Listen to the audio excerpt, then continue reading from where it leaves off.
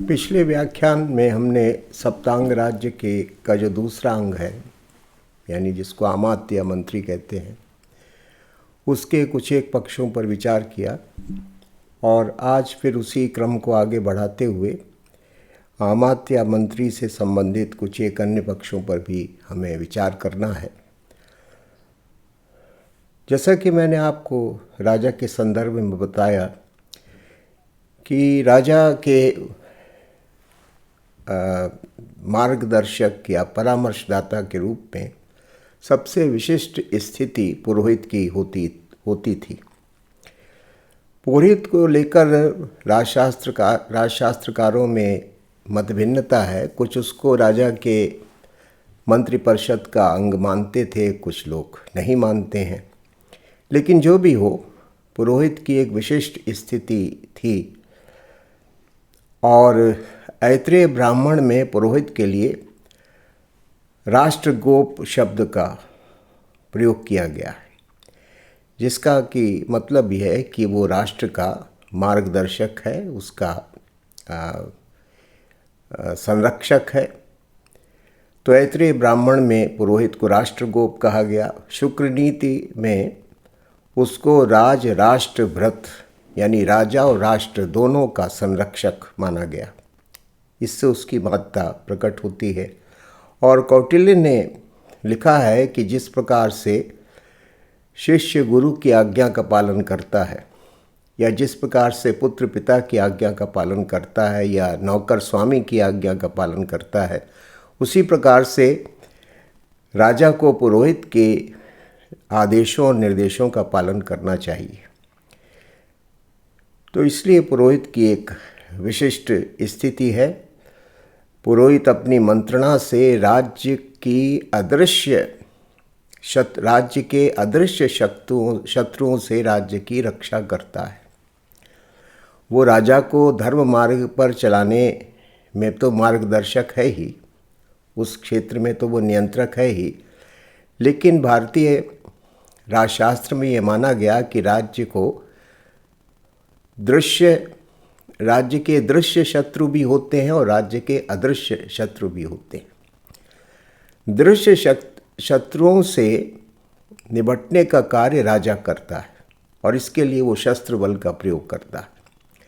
और जो राज्य के अदृश्य शत्रु हैं, यानी जो ग्रह नक्षत्रों के परिवर्तन से जो विपरीत परिस्थितियां राज्य और राजनीति के लिए समय समय पर पैदा होती हैं, उन परिस्थितियों का आकलन करना और उनके कारण जो दैवीय आपदाएं आ सकती हैं, उनसे राज्य की रक्षा करना, ये मुख्य रूप से राजगुरु या राजपुरोहित का दायित्व माना जाता है। तो इसलिए जो अदृश्य शत्रु राज्य के हैं, उनसे राज्य की रक्षा करने में पुरोहित की बड़ी विशिष्ट भूमिका है और इस उद्देश्य के लिए वो अनेक प्रकार के धार्मिक अनुष्ठानों की व्यवस्था समय समय पर करता है और राजा को धर्म मार्ग पर चलाने की शिक्षा तो वो देता ही है। तो इसलिए राजा के मंत्री समूह में पुरोहित का एक बहुत ही विशिष्ट स्थान है। दूसरी बात यह है कि कितने मंत्री होते हैं, उनका किस प्रकार से उल्लेख है। तो कितने मंत्री होने चाहिए, इसके विषय में तो हम लोग अध्ययन कर चुके हैं, लेकिन उनके नामकरण को लेकर भी हमारे यहाँ वैदिक और पौराणिक साहित्य में या राजशास्त्र के अन्य ग्रंथों में हमें उल्लेख विस्तार से मिलता है। जैसे वेदों में 11 रत्नियों का उल्लेख मिलता है, जो कि एक प्रकार से राजा के मंत्री होते थे, राजा के अमात्य होते थे। और उनके जो नाम बताए गए हैं, वो उनके जो पद नाम बताए गए हैं, वो हैं पुरोहित या सेनापति या राजमहिषी। राजमहिषी मतलब जो पटरानी होती थी, ग्रामणी, संग्रहीता जो कि कैशियर का काम करता था, दूत, ये सब इन 11 रत्नियों का उल्लेख वेदों में प्राप्त होता है, जिनके परामर्श से, जिनके निवेदन के आधार पर राजा अपने निर्णय लेता था। बाद में कौटिल्य ने अपने अर्थशास्त्र में 18 तीर्थों यानी सहायकों का उल्लेख किया। तीर्थ शब्द का अर्थ है यहाँ पर कि जो राजा के सहायक होते हैं, जो राजा को विभिन्न विभागों का संचालन करने के लिए जो अपनी योग्यता, अपनी प्रतिभा से विभिन्न विभागों को उनके कार्यों का संपादन करने में राजा का सहयोग करते हैं। तो ऐसे 18 तीर्थों का नाम कौटिल्य के अर्थशास्त्र में है। कालिदास ने रघुवंश में भी इसी प्रकार से तीर्थों का उल्लेख किया है। कौटिल्य इनको महामात्य भी कहता है और इन महामात्यों में मंत्री, पुरोहित, सेनापति, द्वारिक यानी द्वारपाल, धर्माध्यक्ष, दंडपाल, दुर्गपाल, इस तरह के जो महामात्य या जो मंत्री हैं उनका उल्लेख कौटिल्य ने 18 इस तरह से 18 महामात्यों का वो उल्लेख करता है, जो कि विभिन्न विभागों का संचालन करते हुए राजा के लिए राज्य प्रशासन का कार्य सुगम बनाते थे। कौटिल्य ने अनेक अधीक्षकों का भी उल्लेख किया है। ये महामात्यों के नीचे काम करने वाले राज्याधिकारी होते थे, जिनके लिए अधीक्षक शब्द का प्रयोग हुआ है या अध्यक्ष शब्द का प्रयोग हुआ है। और अनेक प्रकार के अधीक्षकों या अध्यक्षों का उल्लेख कौटिल्य के अर्थशास्त्र में प्राप्त होता है। जैसे जो घोड़ों की खरीद फरोख्त या उनकी ट्रेनिंग या उनके भरण पोषण की जो व्यवस्था करता था, उसको अश्वाध्यक्ष कहते थे। मुद्रा से संबंधित जो व्यवस्थाएं होती थीं उनके लिए मुद्राध्यक्ष होते थे। धर्माध्यक्ष या शुल्काध्यक्ष, जो कि जैसे आजकल चुंगी वगैरह लगाने के जो इसी तरह से शुल्क लिए जाते थे, उन शुल्कों की व्यवस्था करने वाले जो राज्याधिकारी होते थे उनको शुल्काध्यक्ष।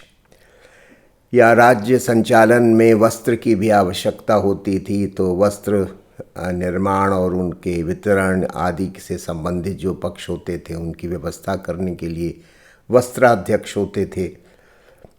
या राज्य संचालन में, कोष संचालन में स्वर्ण का बहुत अधिक महत्व है, तो उस व्यवस्था को देखने के लिए स्वर्णाध्यक्ष होते थे। इस प्रकार से अनेक अधीक्षकों का उल्लेख भी कौटिल्य के अर्थशास्त्र में हमें प्राप्त होता है।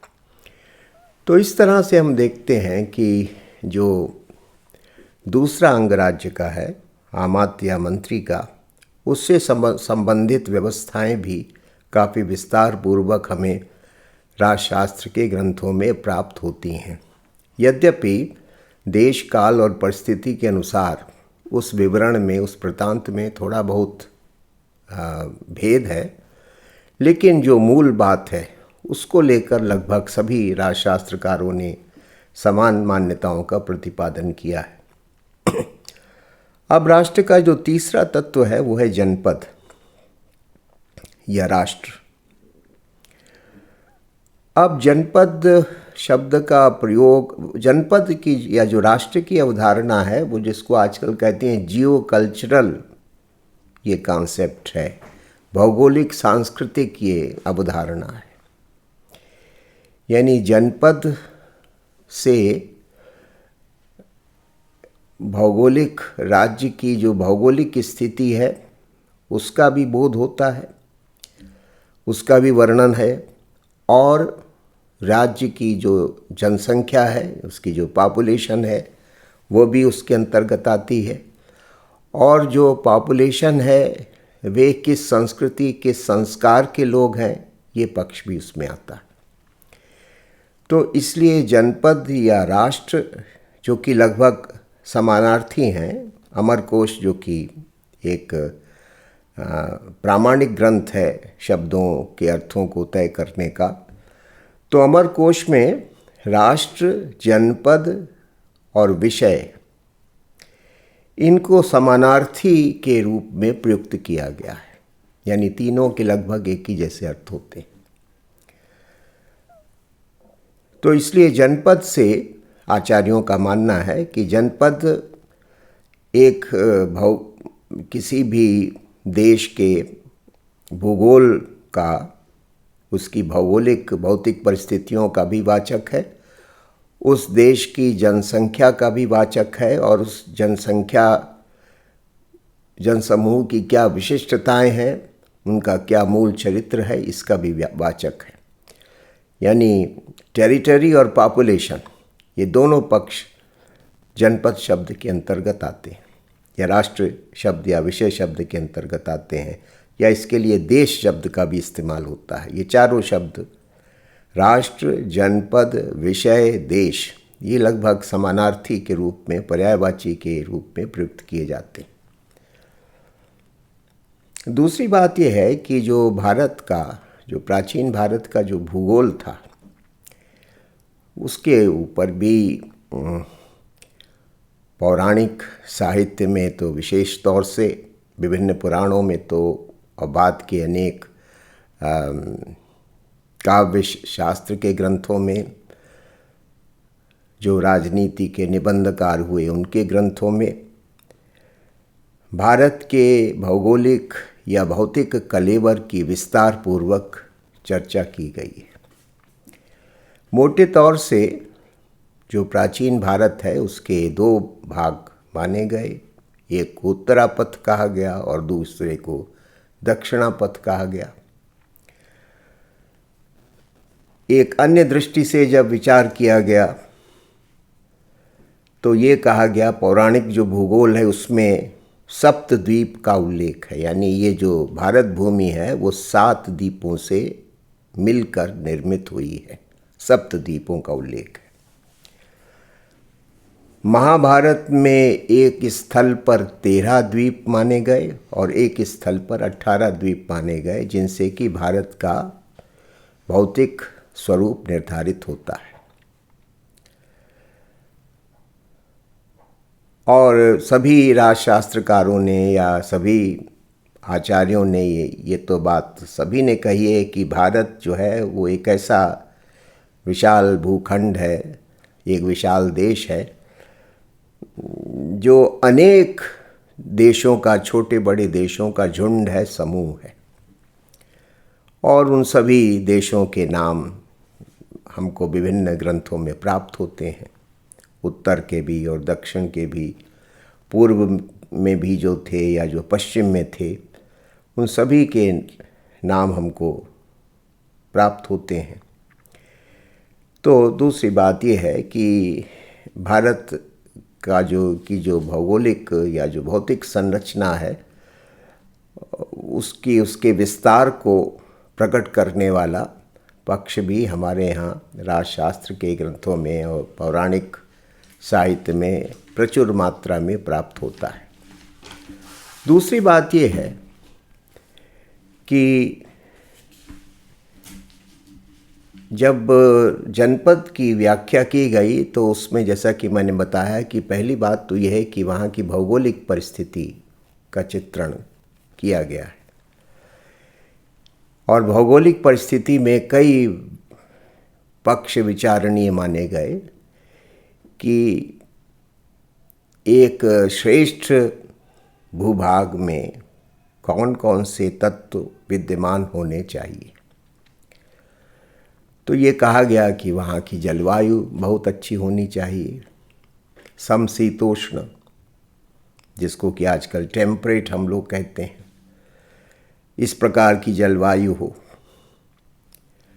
वहाँ की जो ज़मीन है वो काफ़ी उपजाऊ हो, फर्टिलिटी हो, उसकी उपजाऊ ज़मीन है, मिट्टी जो है वो काफ़ी उपजाऊ हो, इसकी भी अपेक्षा की गई है।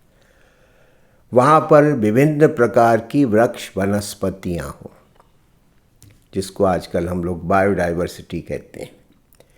किसी देश की भौतिक समृद्धि का एक लक्षण वहाँ पर विद्यमान विभिन्न प्रकार की वृक्ष वनस्पतियाँ होती हैं। तो इसलिए ये भी अपेक्षित माना गया एक जनपद के लिए, एक देश के लिए, एक अच्छे श्रेष्ठ जनपद के लिए। फिर वहाँ पर प्रचुर मात्रा में जल और जलाशय हो और नदियाँ हों जो कि सहज रूप से प्रवाहित हो रही हों।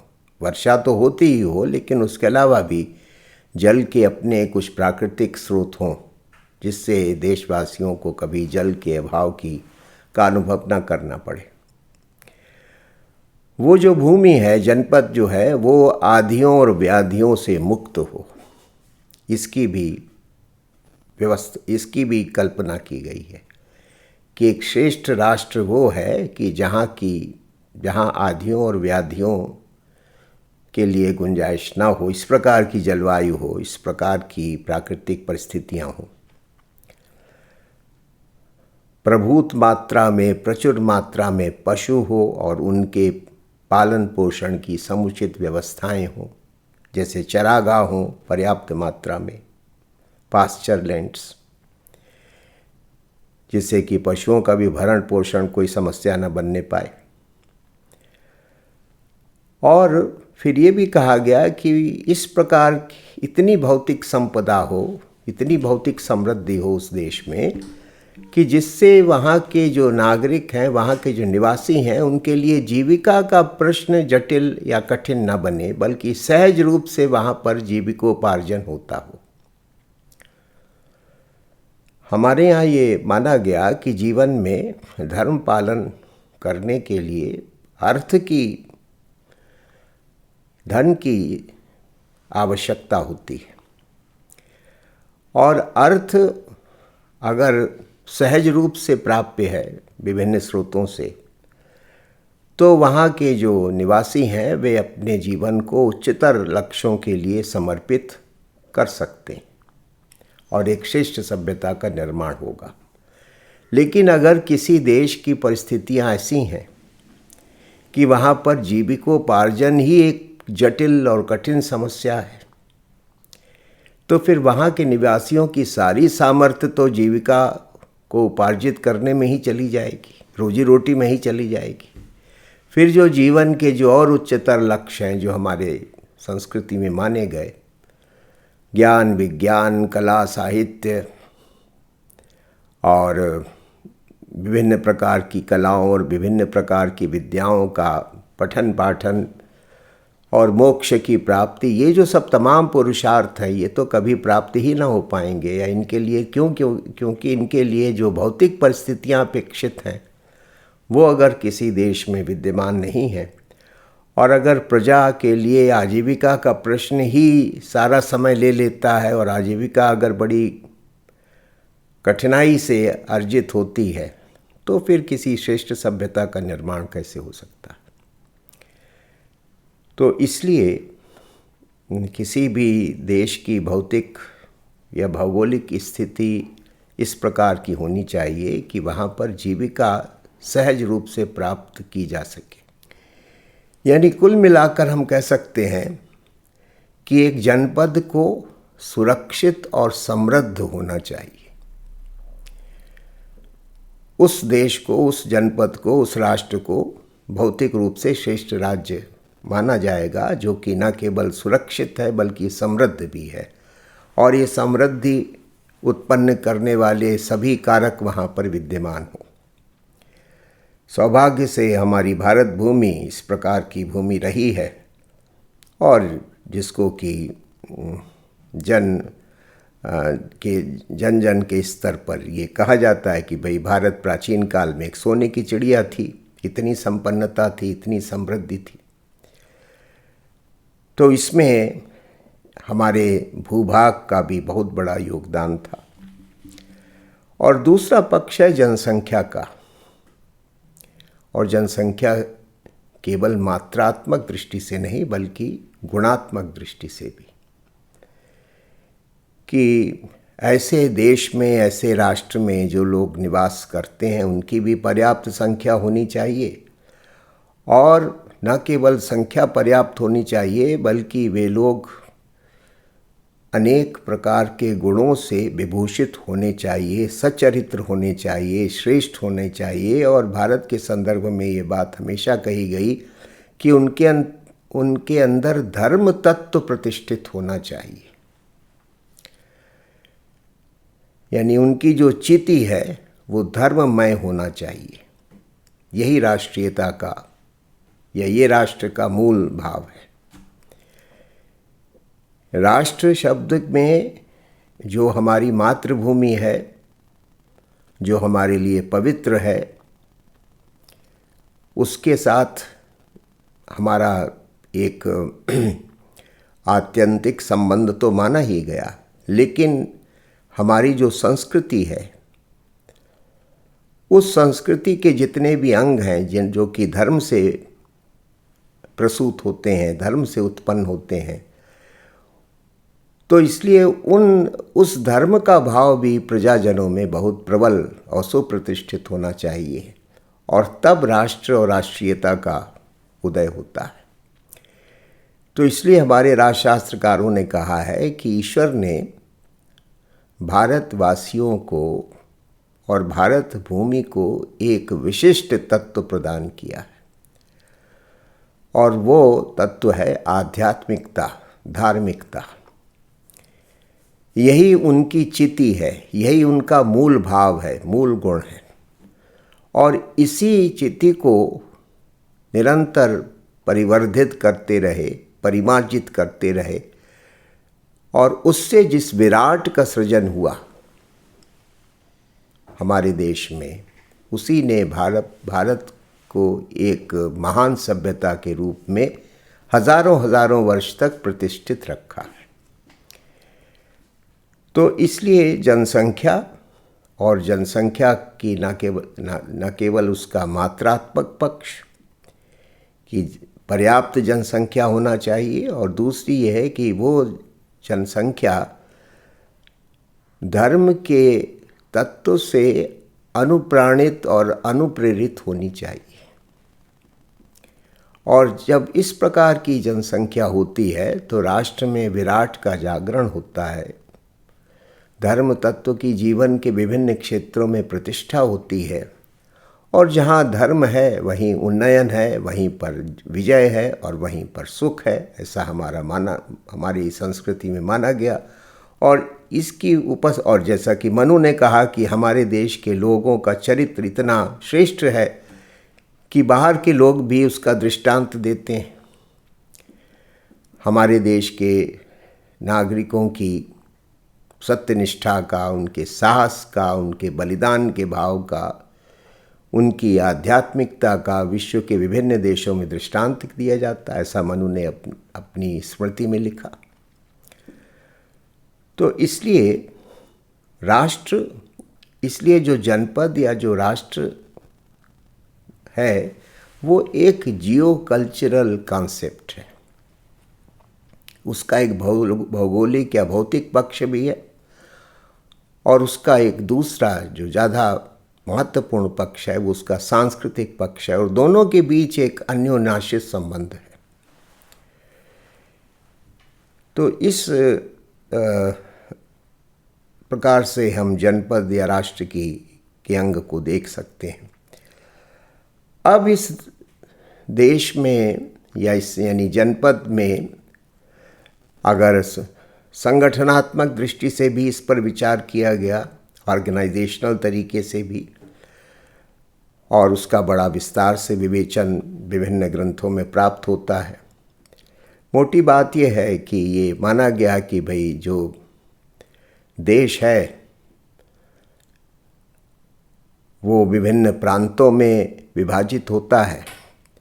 विभिन्न प्रांत विषय यानी जिले में विभाजित होते हैं, और जिले जो होते हैं वो मंडल में, जिसको आजकल हम लोग कह सकते हैं तहसील में विभाजित होते हैं, और तहसील जो है वो ग्रामों में विभाजित होती है। ये संगठनात्मक पक्ष है राष्ट्र का या जनपद का। प्रांत, विषय, मंडल और ग्राम, ये संगठनात्मक व्यवस्था प्राचीन भारत में विद्यमान थी, और इसका बहुत विस्तार पूर्वक विवेचन विश्लेषण कि वहाँ पर कैसे वहाँ की प्रशासनिक व्यवस्था चलाई जाती थी, कौन से अधिकारी होते थे, उनके क्या दायित्व होते थे, उनकी वित्तीय और आर्थिक स्थिति की व्यवस्था करने के लिए क्या उपाय किए जाते थे, किस तरह से उत्सवों की व्यवस्था होती थी, या तमाम जो दूसरे पक्ष होते हैं सामाजिक जीवन के, उन सब के बहुत विस्तार पूर्वक व्याख्या हमारे यहाँ राजशास्त्र के ग्रंथों में प्राप्त होती है।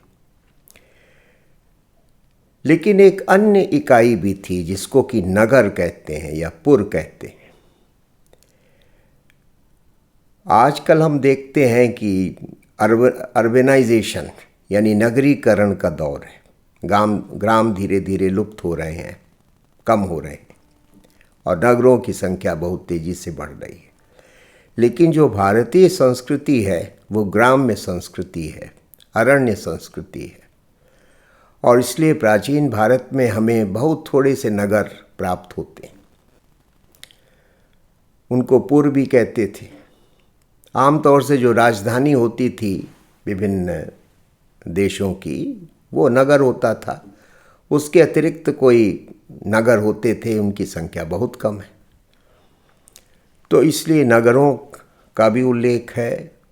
उन नगरों की व्यवस्था किस प्रकार की होती थी, प्रशासन की या वित्तीय प्रबंधन की या सुरक्षा की, इसका भी उल्लेख है। आमतौर से जो राजधानी होती थी वो नगर ही होता था। तो दुर्ग के संदर्भ में हम इस चीज़ को आगे पढ़ेंगे भी।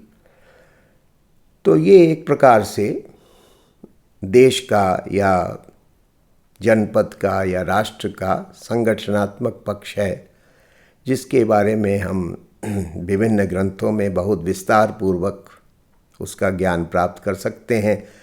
दूसरे शब्दों में प्राचीन भारत में स्थानीय शासन किस प्रकार का था, जो लोकल गवर्नमेंट थी वो कैसी थी, इसके बारे में हमें प्रचुर मात्रा में जानकारी मिलती है राजशास्त्र के ग्रंथों में और अन्य ग्रंथों में।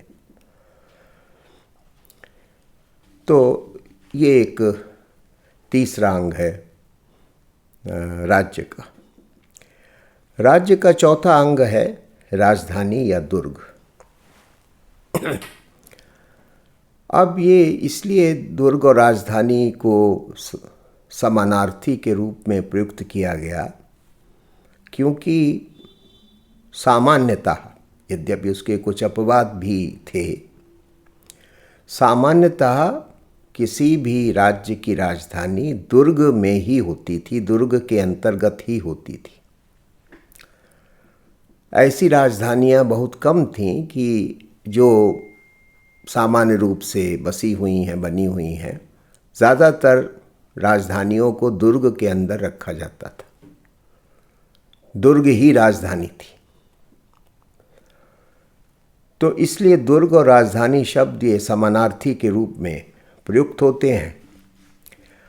और जितने भी राजशास्त्र के आचार्य रहे हैं, प्रणेता रहे हैं, उन्होंने राजधानी के महत्ता का वर्णन किया है।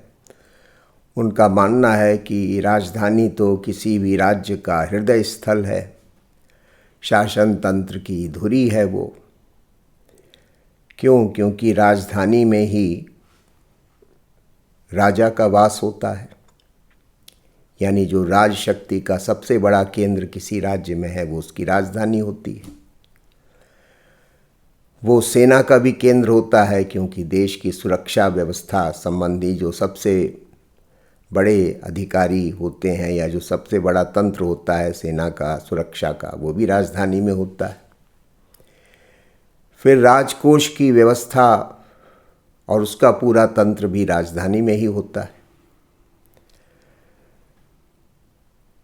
तो इस तरह से हम कह सकते हैं कि जब राज्य की सुरक्षा, राज्य के संपत्ति, राज्य के सैन्य बल, इन सब का केंद्र जब राजधानी थी, यानी वे सब राजधानी में विद्यमान थे, तो फिर राजधानी का असाधारण महत्व हो जाता है। वो एक प्रकार से शासन तंत्र की, राजनीतिक तंत्र की धुरी बन जाती है। एक तरह से नर्व सेंटर वो बन जाता है, जहाँ से पूरे राज्य का विभिन्न दृष्टियों से संचालन होता है, तो इसलिए उसका बहुत अधिक महत्व माना गया। और याज्ञवल्क्य की स्मृति में ये कहा गया कि दुर्ग का कितना महत्व है कि दुर्ग ही राजा, प्रजा और कोश की रक्षा का आधार होता है। ऐसा याज्ञवल्क्य की स्मृति में कहा गया कि दुर्ग ही राजा, प्रजा और कोश की रक्षा का आधार होता है। तो राजधानी का महत्व याज्ञवल्क्य ने इस प्रकार से निरूपित किया, प्रतिपादित किया। अब जैसा कि मैंने कहा कि राजधानी आमतौर से किसी दुर्ग के में ही रखी जाती थी, और लेकिन दुर्ग भी अनेक प्रकार के होते थे और इसका बहुत विस्तार पूर्वक विवेचन हमको बड़े बड़े आचार्यों के ग्रंथों में मिलता है, कौटिल्य के ग्रंथ में मिलता है, शुक्र नीति में मिलता है, और भी दूसरे जो राजशास्त्र के आचार्य हुए उन्होंने अनेक प्रकार के दुर्गों का वर्णन किया है। क्योंकि विभिन्न भागों की भौगोलिक और राजनीतिक परिस्थितियों के अनुसार दुर्ग की रचना होती थी, और क्योंकि भौगोलिक और राजनीतिक परिस्थितियां विभिन्न भागों की अलग अलग होती थीं या हो सकती थीं, इसलिए अलग अलग प्रकार के या अलग अलग प्रकार से दुर्ग बनाए जाते थे। अब जैसे कि कौटिल्य ने 4 प्रकार के दुर्गों का उल्लेख किया।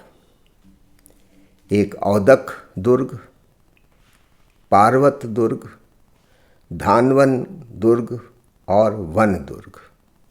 ये 4 प्रकार के दुर्ग कौटिल्य ने अपने अर्थशास्त्र में बताए। औदक दुर्ग वो दुर्ग होता था, वो किला होता था जो चारों तरफ से पानी से घिरा हुआ होता था। उदक माने जल होता है, जल दुर्ग भी आप इसको कह सकते हैं। सुरक्षा की दृष्टि से, क्योंकि दुर्ग के आसपास कुछ ऐसी व्यवस्थाएं की जाती थीं जिससे शत्रु अगर कभी आक्रमण करे या कभी राज्य को नुकसान पहुंचाना चाहे तो उसके लिए ऐसा करना आसान ना हो। तो जल दुर्ग होता था कि जिसके, या औदुक दुर्ग जो होता था उसके चारों ओर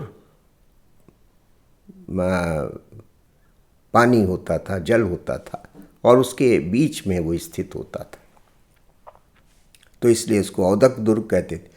पार्वत दुर्ग किसी पहाड़ी के ऊपर बनाया जाता था, और भारत में आज भी मध्यकाल के ऐसे बहुत सारे दुर्ग हैं जो कि पहाड़ी के ऊपर बने हुए हैं। जयपुर में, राजस्थान के तो बहुत सारे भागों में दुर्ग जो हैं वो किसी न किसी पहाड़ी के ऊपर बने हुए हैं, देश के और भागों में भी। तो पहाड़ी के ऊपर बनाने का प्रयोजन ये था कि शत्रु अगर आक्रमण करे तो उसको देख पाना और उससे निपट पाना आसान हो। पहाड़ी पर दुर्ग बनाना रक्षात्मक दृष्टि से बड़ा उपयोगी होता है, तो इसलिए उसको पार्वत दुर्ग कहते थे। धानवन दुर्ग जो मरुभूमि है, जहाँ की ज़मीन बंजर है, वहाँ पर भी दुर्ग बनाने की एक विशेष प्रकार की कला थी। उस तरह के दुर्ग बनाए जाते थे, उनको धानवन दुर्ग कहते थे। यानी मरुभूमि में अलग, जैसे कि हम लोग जानते हैं कि राजस्थान के जो रेतीले भाग हैं उसमें आज भी ऐसे दुर्ग विद्यमान हैं जो कि कई सौ वर्षों पहले बने। बीकानेर में, जैसलमेर में इस तरह के दुर्ग विद्यमान हैं जो कि मरुभूमि में बने थे। विशिष्ट उनकी एक अलग प्रकार की संरचना व्यवस्था होती है। इनको धानवन दुर्ग कहते हैं। और वन दुर्ग जो कि घने जंगलों में बनाए जाते थे सुरक्षा की दृष्टि से, कि जिससे निगरानी करना आसान हो, क्योंकि आमतौर से शत्रु जो है वो घने जंगलों से राज्य में प्रवेश करते हैं। तो इसलिए वन दुर्ग की व्यवस्था भी कौटिल्य ने की है कि वन दुर्ग आमतौर से सीमावर्ती क्षेत्रों में बनाए जाते थे, घने जंगलों में। तो ये 4 प्रकार के दुर्गों की व्यवस्था कौटिल्य ने की है। शुक्र नीति में 6 प्रकार के दुर्ग बताए गए,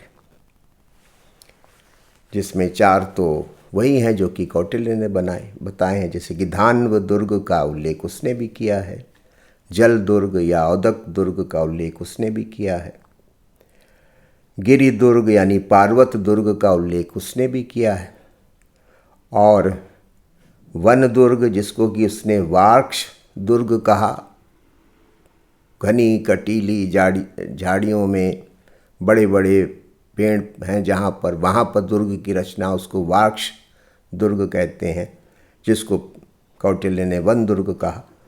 तो वार्क्ष दुर्ग का उल्लेख भी उसने किया है।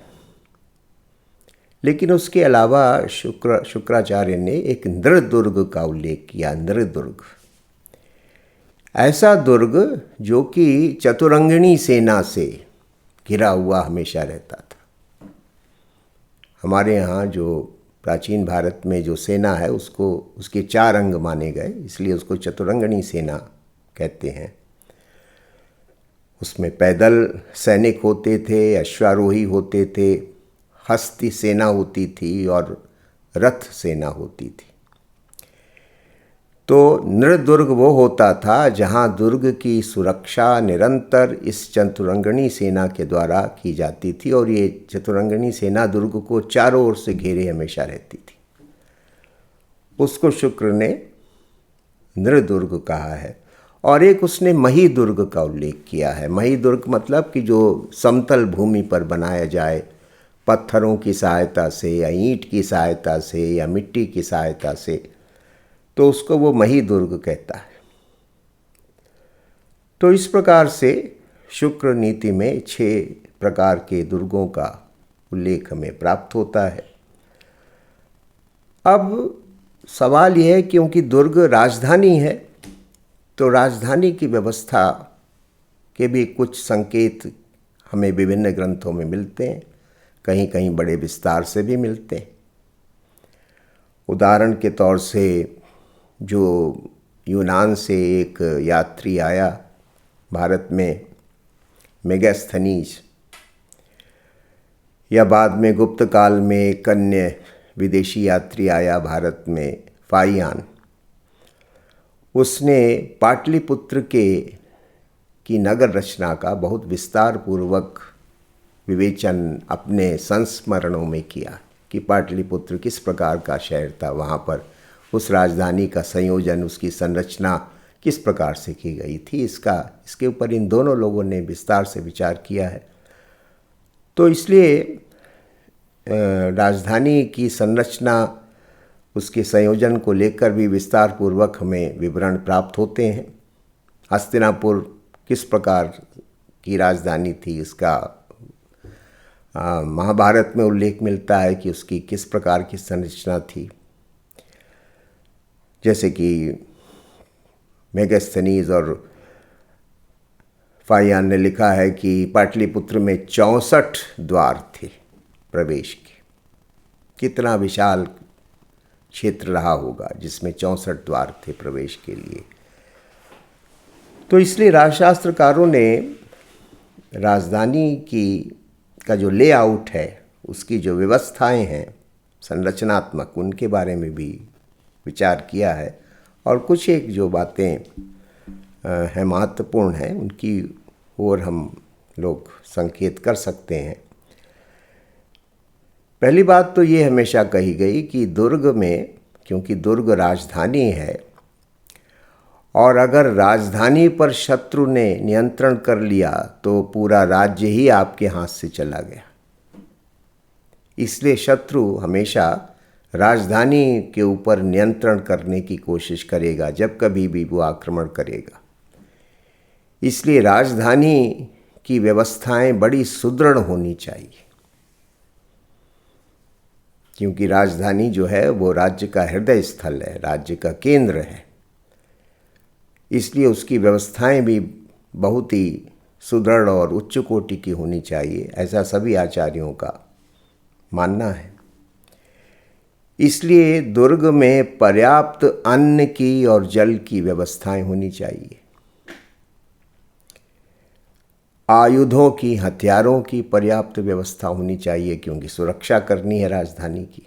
तो सैनिक और सैनिकों के पास पर्याप्त मात्रा में हथियार, अस्त्र और शस्त्र दोनों। तो इसकी व्यवस्था, औषधियों की व्यवस्था, दवाइयों की व्यवस्था भी होनी चाहिए। नागरिकों को या सैनिकों को या राज परिवार के लोगों को कभी किसी औषधि की आवश्यकता पड़े तो वो व्यवस्था भी होनी चाहिए। पशुओं की व्यवस्था भी होनी चाहिए, क्योंकि पशुओं से भी हमें बहुत सारे पदार्थ भी प्राप्त होते हैं और उनका अनेक तरह से उपयोग भी करना पड़ता है। जैसे कि बहुत सारे पशु भारवाही होते हैं, तो सामान को इधर से उधर पहुंचाना है तो कैसे पहुंचाएं। कुछ और यंत्र और उपकरण जो कि राजधानी में होने चाहिए, उनका भी उल्लेख किया गया है। इसके अलावा विभिन्न प्रकार के शिल्पकार, आर्टिजन्स, जैसे कि वास्तुकार है या बढ़ई है या दूसरे और कारीगर हैं, जो कि जिनकी बार बार आवश्यकता पड़ती रहती है राजधानी को व्यवस्थित रखने के लिए। उनकी शासन तंत्र और व्यवस्था तंत्र को चलाने के लिए जिनकी आवश्यकता है विभिन्न प्रकार के लोगों की, वे सब भी राजधानी में होने चाहिए। तो इस प्रकार से, और सबसे बड़ी बात तो ये कि भाई राजधानी में एक इमरजेंसी एग्जिट ज़रूर होनी चाहिए, एक गुप्त सुरंग अवश्य होनी चाहिए सुरक्षा की दृष्टि से, कि अगर कभी शत्रु प्रवेश कर ही जाए तो राजा या दूसरे जो अति आवश्यक चीज़ें हैं राजधानी में, उनको किसी गुप्त मार्ग से बाहर निकाला जा सके। इसलिए हर दुर्ग में एक गुप्त सुरंग की व्यवस्था होती थी, जिसको कि एक प्रकार से हम लोग इमरजेंसी एग्जिट कह सकते हैं, कि कभी आक्रमण ना भी हो, कोई और भी प्राकृतिक आपदा आ जाए, कोई असाधारण परिस्थिति पैदा हो जाए, तो उस स्थिति में एक गुप्त मार्ग होना चाहिए। तो ये सब बातें बताई गई। कौटिल्य के अर्थशास्त्र में भी राजधानी की संरचना के से संबंधित कई महत्वपूर्ण बातें कही गई। कौटिल्य ने कहा कि पूर्व से पश्चिम तक 3 राजमार्ग होने चाहिए राजधानी में, और इसी तरह से उत्तर से दक्षिण की ओर 3 राजमार्ग होने चाहिए, चौड़े राजमार्ग, जिससे यातायात आवागमन सुगम हो। और वो कहता है कि जो भी राजधानी का क्षेत्र है उसके हिसाब से वो कहता है कि 12 द्वारों की व्यवस्था राजधानी में होनी चाहिए आवागमन के लिए। फिर कौटिल्य के अर्थशास्त्र में कहा गया कि जो राजप्रासाद है, यानी जो राजमहल है, वो उत्तर दिशा में बनाया जाना चाहिए। ज्योतिषीय दृष्टि से या सुरक्षा की दृष्टि से इस विषय पर विचार करके वो ये निर्णय लेता है कि राजप्रासाद यानी राजमहल जो है वो उत्तर दिशा में होना चाहिए। वहीं पर मंत्रियों के निवास स्थान होने चाहिए, यज्ञशाला होनी चाहिए, क्योंकि एक धर्म केंद्रित राज्य में यज्ञ का बहुत महत्व है और पुरोहित का ये बड़ा दायित्व है कि अदृष्ट संकटों से रक्षा करने के लिए पुरोहित को समय समय पर यज्ञ का अनुष्ठान करना पड़ेगा। तो राज्य में एक यज्ञशाला भी होनी चाहिए, जलाशय होना चाहिए, कई जलाशय होने चाहिए, पानी की प्रचुर व्यवस्था, और इसी प्रकार से समाज के विभिन्न वर्णों और वर्गों के लिए निवास स्थान की व्यवस्था होना चाहिए। विभिन्न वर्ण और विभिन्न वर्ग के लोगों के रहने, जैसे कि आजकल हम लोग आवासीय योजनाएं बनाकर व्यवस्था करते हैं, तो उस समय भी इस प्रकार की निर्देश कौटिल्य के अर्थशास्त्र में दिए गए हैं। और मध्य में, राजधानी के मध्य में मंदिर होने चाहिए। और उसने इसका भी उल्लेख किया है कि किन देवताओं के विग्रहों की प्रतिष्ठा होनी चाहिए। तो इस तरह से कौटिल्य के अर्थशास्त्र में भी राजधानियों की संरचना, दुर्ग की संरचना से संबंधित कई पक्षों पर विचार किया गया।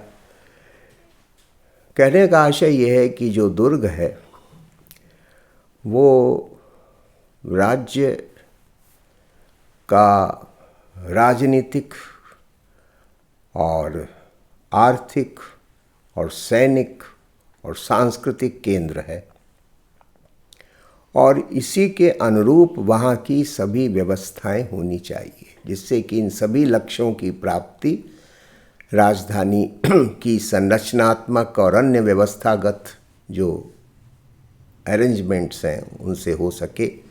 ये एक इस बात का, इस तरह से राज्य के इस चौथे अंग का प्रतिपादन किया गया।